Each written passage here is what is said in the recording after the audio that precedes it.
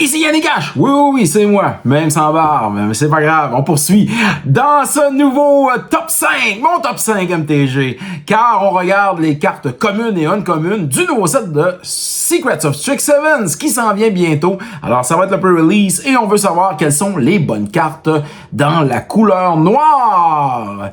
Alors n'oublie pas de t'abonner à la chaîne, c'est gratuit, de nous faire un petit like et un commentaire. Alors ça permet à l'algorithme de YouTube de partager notre contenu en français du Québec partout sur la planète, et ça c'est très important. Et toi aussi tu peux partager si bien sûr tu en as le goût. Alors à ton playgroup, nos capsules.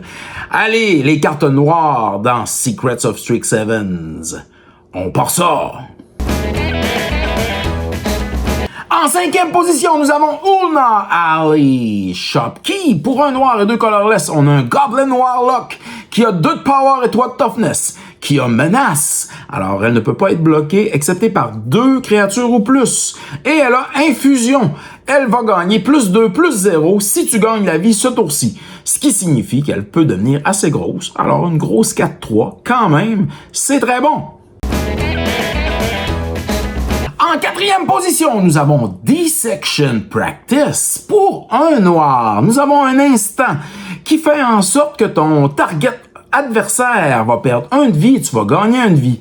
Qu'une de tes créatures, alors n'importe quelle créature que tu vas targeter va gagner plus 1 jusqu'à la fin du tour, et qu'une autre target créature va gagner -1 jusqu'à la fin du tour. Alors un petit tour de passe-passe avec Dissection Practice qui peut te faire gagner un tour de jeu. En 3e position, nous avons Foolish Fate. Pour 1 noir et 2 colorless, on a un instant qui te permet de détruire un target créature. Et bien entendu, ici on a aussi infusion sur cet instant, sur ce sort. Si tu gagnes la vie ce tour-ci, le contrôleur de la créature va perdre aussi 3 points de vie. Et ça, c'est quand même très bon dans une partie en limité.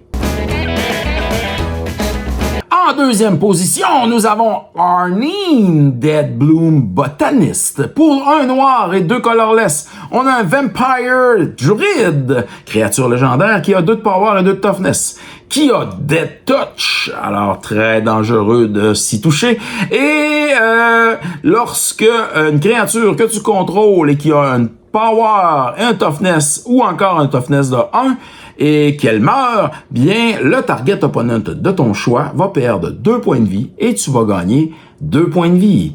Ce qui fait de Arnene, alors Deadbloom Botanist, une très bonne créature à jouer dans ton deck.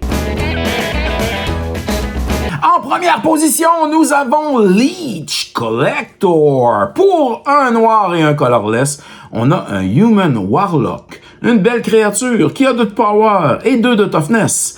Et ce qui est intéressant, c'est que quand tu vas gagner de la vie pour la première fois durant ton tour, la créature qui est Leech Collector va devenir Prepare. Ha ha ha! Et qu'est-ce que ça va faire? Bien, comme elle a un sort qui est fusionné, qui est attaché après, qui s'appelle Blood Letting, tu vas pouvoir, lorsque Leech Collector est Prepare, jouer ce sorcery. Pour 1 noir, chaque opponent va perdre 2 points de vie. Et ça, c'est très fort dans un pre-release et en limité.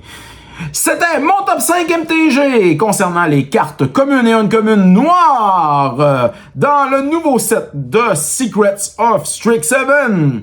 Est-ce que vous allez jouer ces cartes noires dans votre prochain pre-release? Est-ce que vous allez les mettre dans vos decks? Alors, Commander, on attend bien sûr vos commentaires.